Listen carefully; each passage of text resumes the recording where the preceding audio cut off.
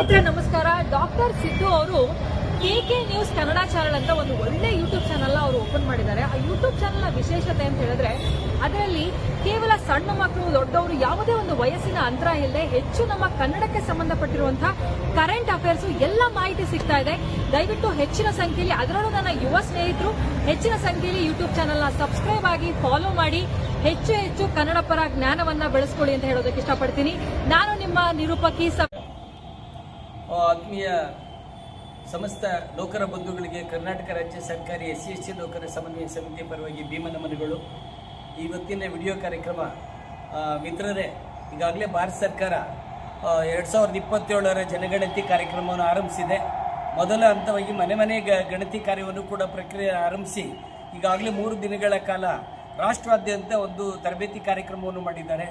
ಇದು ಸಾಮಾಜಿಕ, ಆರ್ಥಿಕ, ಶೈಕ್ಷಣಿಕ ಅಭಿವೃದ್ಧಿಯನ್ನು ತಿಳಿಯುವಂಥದ್ದು. ಯಾವುದೇ ಜನಗಣತಿ ಯಾವುದೇ ರಾಜ್ಯ ಸರ್ಕಾರ ಇರಲಿ, ಕೇಂದ್ರ ಸರ್ಕಾರ ಯಾಕೆ ಮಾಡುತ್ತೆ ಅಂದರೆ ಆ ಸರ್ಕಾರಗಳು, ಚುನಾಯಿತ ಸರ್ಕಾರಗಳು ಮಾಡಬೇಕಾದ ಅಭಿವೃದ್ಧಿ ಕಾರ್ಯಗಳ ಬಗ್ಗೆ ಒಂದು ಪರ್ಸ್ಪೆಕ್ಟಿವ್ ಪ್ಲಾನನ್ನು ಮಾಡೋದಕ್ಕೆ, what the programs to be taken ಅನ್ನೋದ್ರ ಬಗ್ಗೆ ಚಿಂತೆ ಮಾಡೋದಕ್ಕೆ. ಈ ಹಿನ್ನೆಲೆ ಒಳಗಡೆ ನಮ್ಮ ನಾಗರಿಕ ಬಂಧುಗಳು ಇದರಲ್ಲಿ ಸಕ್ರಿಯವಾಗಿ ಭಾಗವಹಿಸಬೇಕು, ಎಲ್ಲ ಅಂಶಗಳನ್ನು ಹೇಳಬೇಕು.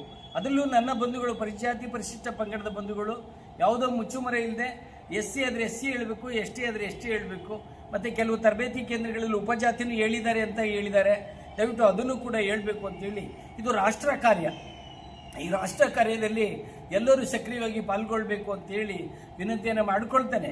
ಮತ್ತೊಮ್ಮೆ ಇಲ್ಲಿ ಸೆನ್ಸಸ್ ನಮ್ಮ ಎಲ್ಲ ಉನ್ನತ ಅಧಿಕಾರಿಗಳಲ್ಲಿ ವಿನಮ್ರ ಮನವಿ ನಮ್ಮ ಸಮಸ್ತ ನೌಕರರ ಪರವಾಗಿ. ಯಾಕೆಂದರೆ ಕರ್ನಾಟಕದ ನೌಕರರು ಯಾವತ್ತೂ ಕೂಡ ಕಾಯ ವಾಚ ಮನಸ್ಸ ಶುದ್ಧವಾಗಿ ಸರ್ಕಾರದ ಕಾರ್ಯಕ್ರಮಗಳನ್ನು ಅನುಷ್ಠಾನ ಮಾಡ್ತಾರೆ. ಆಡಳಿತಕ್ಕೆ ಬರುವ ಸರ್ಕಾರ ಯಾವುದೇ ಕಾರ್ಯಕ್ರಮ ತಂದರೂ ಕೂಡ ಯಶಸ್ವಿಯಲ್ಲಿ ಪಾಲ್ಗೊಳ್ತಾರೆ. ಈ ಕಾರಣಕ್ಕೋಸ್ಕರ ಕರ್ನಾಟಕದಲ್ಲಿ ಭೌತಿಕ ಪ್ರಗತಿ, ಆರ್ಥಿಕ ಪ್ರಗತಿಯಲ್ಲಿ, ಅಭಿವೃದ್ಧಿಯಲ್ಲಿ ಕರ್ನಾಟಕ ಮೊದಲು ಅಂತ ಅನ್ನಿಸ್ಕೊಂಡಿದೆ. ಅದು ನೌಕರರ ಶ್ರಮ.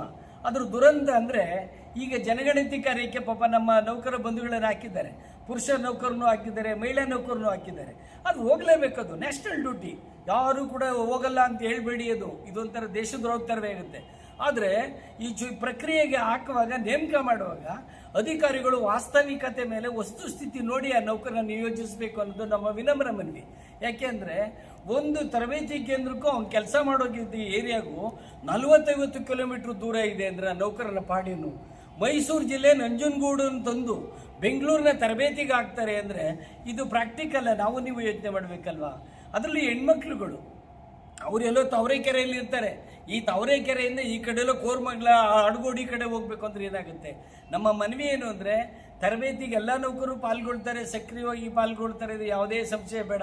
ಆದರೆ ಅವರ ಪರಿಮಿತಿ ಒಂದು 5 to 10 ಕಿಲೋಮೀಟರ್ ಪರಿಮಿತಿ ಒಳಗಡೆ ಇದ್ದರೆ ಇನ್ನೂ ಆಕ್ಟಿವ್ ಆಗಿ ಮಾಡ್ತಾರೆ. ಇದು ರಾಷ್ಟ್ರ ಕೆಲಸ ಆಗಿರೋದ್ರಿಂದ ಅತಿ ಉತ್ಸಾಹದಿಂದ ಫೆಸ್ಟಿವ್ ಲುಕ್ಕಲ್ಲಿ ಹಬ್ಬದ ರೀತಿಯಲ್ಲಿ ಮಾಡಬೇಕಾದ್ರೆ ಡೂಯಿಂಗ್ ನ್ಯಾಷನಲ್ ಡ್ಯೂಟಿ ಅನ್ನೋ ಫೀಲ್ ಕ್ರಿಯೇಟ್ ಮಾಡಬೇಕು ಆಡಳಿತವರ್ಗ. ಅದರೆಲ್ಲ ಒಂದು ಕಡೆ ಅಧಿಕಾರಿಗಳು ಯಾರೋ ಹೇಳಿದಕ್ಕೆಲ್ಲ ಸೈನ್ ಆಗ್ದಂಗೆ ಆಗ್ಬಿಟ್ಟು ಬಲಿ ಹಿಂಸೆ ಆಗ್ಬಿಟ್ಟಿದೆ. ಅದರಲ್ಲಿ ಹೆಣ್ಮಕ್ಳ ಕತೆ ಹೇಳಂಗಿಲ್ಲ. ಮತ್ತು ನೌಕರುಗಳಿಗೂ ಇವತ್ತು ಸರ್ಕಾರ ಹಲವಾರು ಯೋಜನೆ ತರುತ್ತೆ, ಅನುಷ್ಠಾನ ಕೇಂದ್ರ ಮಾತ್ರ ವೀಕ್ ಆಗಿದೆ. ಅಂದರೆ ಸಿಬ್ಬಂದಿಗಳು ಕಡಿಮೆ. ಈಗ 7.5 ಲಕ್ಷದಲ್ಲಿ ಬರೀ 4.5 ಲಕ್ಷ ಜನ ನೌಕರಿದ್ದು ಒತ್ತಡ ಹೆಂಗಿರಬೇಕು? ಈಗಾಗಲೇ BP, ಶುಗರು, ಗ್ಯಾಸ್ಟ್ರಿಕ್ ಎಲ್ಲ ಬಂದ್ಬಿಟ್ಟಿದೆ. ಇದರೊಳಗಡೆ ಇದು ಈ ಥರ 40-50 ಕಿಲೋಮೀಟರ್ದವರೆಗೆ ಹಾಕಿರುವಂಥದ್ದು ಅವೈಜ್ಞಾನಿಕವಾಗದೆ ಅಂತ ಹೇಳ್ತಾ 10 ಕಿಲೋಮೀಟರ್ ರೇಡಿಯಸ್ ಇಲ್ಲಿ ಅವ್ರು ವರ್ಕ್ ಮಾಡ್ತಾರಲ್ಲ ಆ ಏರಿಯಾದಲ್ಲಿ ಮಾಡಿ. ಅದರಲ್ಲೂ ಕೆಲವರು ತೀವ್ರತರ ಕಾಯಿಲೆ ಇರೋರಿಗೆ ದಯವಿಟ್ಟು ಪರಿಗಣಿಸಿ. ಮತ್ತು ಯಾರಾದರೂ ಮಹಿಳಾ ಸಿಬ್ಬಂದಿ ಮ್ಯೂಚುವಲ್ ಕೇಳಿದಾಗ ಪರಿಗಣಿಸಬೇಕು. ಯಾಕೆಂದ್ರೆ ನೋಡ್ತಾ ಇದ್ದೀವಿ ಕೆಲವು ಮಹಿಳೆಯರು ಹೋಗಿ ಕೇಳಿಕೊಂಡ್ರೆ ಅವರು ನನಗೆ ಜನ್ಮ ಕೊಟ್ಟಿದ್ದು ಹೆಣ್ಣು ಅನ್ನೋದನ್ನು ಮರೆತು ಕೆಲವು ಅಧಿಕಾರಿಗಳು ಒಂಥರ ಹೇಳೋಕ್ಕಾಗದಿರೋದು, ಕೇಳಿಸ್ಕೊಳ್ಳೋಕ್ಕಾಗದಿರೋ ಪದ್ಧತಿಯಲ್ಲಿ ಮಾತಾಡೋದನ್ನು ಕೂಡ ನಾವು ಮಾಹಿತಿ ಬಂದಿದೆ. ಇದು ಖಂಡಿತ ಆರೋಗ್ಯಕರ ಬೆಳವಣಿಗೆ ಅಲ್ಲ. ಇದು ವಿದ್ಯಾವಂತರು, ಅಧಿಕಾರಿಗಳಾಗಲಿ ನೌಕರರು ಮಾಡೋವಂಥದ್ದಲ್ಲ. ದಯಮಾಡಿ ಸೆನ್ಸಸ್ ಕಾರ್ಯದಲ್ಲಿ ಭಾಗವಹಿಸಿರುವಂಥ ಈ ಮೂಲಭೂತ ಸಮಸ್ಯೆಗಳನ್ನು ಪರಿಗಣಿಸ್ಕೋಬೇಕು, ಹತ್ತಿರದಲ್ಲಿ ಹಾಕಬೇಕು.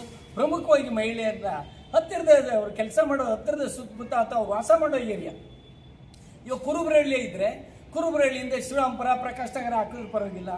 ಅಥವಾ ಸರ್ಜಾಪುರ ಇದ್ದರೆ ಆ ಸುತ್ತಮುತ್ತ ಹಾಕಿದ್ರೂ ಪರವಾಗಿಲ್ಲ. ಅಥವಾ ಕೆಂಗೇರಿ ಇದ್ದರೆ ಅಲ್ಲಿ ಸುತ್ತಮುತ್ತ ಹಾಕಿದ್ರೂ ಪರವಾಗಿಲ್ಲ.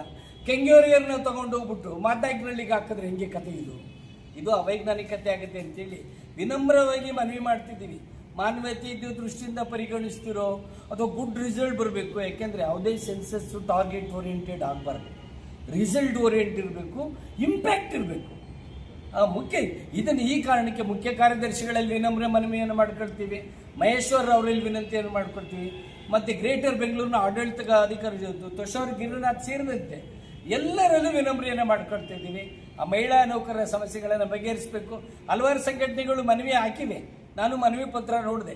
ಅದು ಬಿಳಿಯ ಎಳೆ ಮೇಲೆ ಒಂದು ಮನವಿ ಪತ್ರ ಹಾಕೋದು ಒಂದು ಕಡೆ ಆದರೆ, ಈ ವೈರಲ್ ಈ ವಿಷಯ ಸಂಬಂಧಪಟ್ಟ ಅಧಿಕಾರಿಗಳಿಗೆ ಕಿವಿ ಮುಟ್ಟವರೆಗೂ ಪಾಸ್ ಆಗಲಿ ಅನ್ನೋದು ಕಾರಣದಿಂದ ನಮ್ಮ SC ನೌಕರ ಸಮನ್ವಯ ಸಮಿತಿ ಎಲ್ಲ ನೌಕರರಿಗೂ ಯಾವುದೇ ಜಾತಿ ಧರ್ಮ ಭಾಷೆ ಇಲ್ಲದೆ ಗೌರವ ಕೊಡುವಂಥ ಸಂಘಟನೆ. ಬಾಬಾ ಸಾಹೇಬರು ಗೌತಮ್ ಬುದ್ಧರು ವಿಚಾರದ ಅಡಿಗಲ್ಲಿರುವಂಥದ್ದು, ಅದರಲ್ಲೂ ಮಹಿಳೆಯರ ವಿಷಯದಲ್ಲಿ ಆ ತಾಯಿಂದಿರು ನಮ್ಮ ಜನ್ಮ ಕೊಟ್ಟಂಥ ತಾಯಿಂದಿರು ಅಂತ ಗೌರವವನ್ನು ಕೊಡುವಂಥ ಸಂಸ್ಕೃತಿ ಸಮನ್ವಯ ಸಂಸ್ಕೃತಿ. ಈ ಹಿನ್ನೆಲೆ ವಿನಂತಿಯನ್ನು ಮಾಡ್ಕೊಳ್ತಿದ್ದೀವಿ, ದಯವಿಟ್ಟು ಸಂಬಂಧಪಟ್ಟವರು ಪರಿಗಣಿಸ್ತಾರೆ ಅಂತೇಳಿ ಅತೀವವಾಗಿ ಆಶಾಭಾವನೆಯನ್ನು ಇಟ್ಕೊಂಡಿದ್ದೀವಿ. ನನ್ನ ಜೊತೆ ನಮ್ಮ ಪ್ರಧಾನ ಕಾರ್ಯದರ್ಶಿ ಡಾಕ್ಟರ್ ವಿಜಯಕುಮಾರ್ ಸರ್ ಇದ್ದಾರೆ, ಉಪಾಧ್ಯಕ್ಷರಾದ ಮೋಹನ್ ಅವರು ಇದ್ದಾರೆ, ಕೆಂಸಿದ್ದೇವರು ಇದ್ದಾರೆ, ಅದೇ ರೀತಿ ನಮ್ಮ ಜಂಟಿ ಕಾರ್ಯದರ್ಶಿ ರಾಚಪುರು ಇದ್ದಾರೆ. ನಮ್ಮ ಕೋರ್ ಕಮಿಟಿಯ ಪರವಾಗಿ, ಯಾಕೆ ಹಲವಾರು ಮಹಿಳಾ ಸಿಬ್ಬಂದಿ ಪುರುಷರು ಕೂಡ ಹ್ಯಾಂಡಿಕ್ಯಾಪಿ ಪುರುಷರುಗಳು ಪಾಪ ಕಾಲೇ ನೆಟ್ಗೆಲ್ಲ ಅವ್ರು ಹೆಂಗೆ ಹೋಗಿ ಬಸ್ ಹೊತ್ತು ಹೋಗೋದು, ಹೆಂಗೆ ಕಾರ್ಗೆ ಇರುತ್ತದ ಇವತ್ತು ಇಂಥ ಸ್ಥಿತಿ. ಅವರೆಲ್ಲರ ಮನವಿಗೆ ಸ್ಪಂದಿಸಿ ಮತ್ತು ಅದು ನಮ್ಮ ಆದ್ಯ ಕರ್ತವ್ಯ ಅಂತೇಳಿ ವಿನಂತಿಯನ್ನು ಮಾಡಿಕೊಡ್ತೀವಿ. ದಯಮಾಡಿ ಸಂಬಂಧಪಟ್ಟ ಅಧಿಕಾರಿಗಳು ಇದನ್ನು ಸಕಾರಾತ್ಮಕವಾಗಿ ಸ್ವೀಕರಿಸಿ ಸಕಾರಾತ್ಮಕವಾಗಿ ಪ್ರತಿಕ್ರಿಯಿಸಬೇಕು ಅಂತೇಳಿ ವಿನಂತಿಯನ್ನು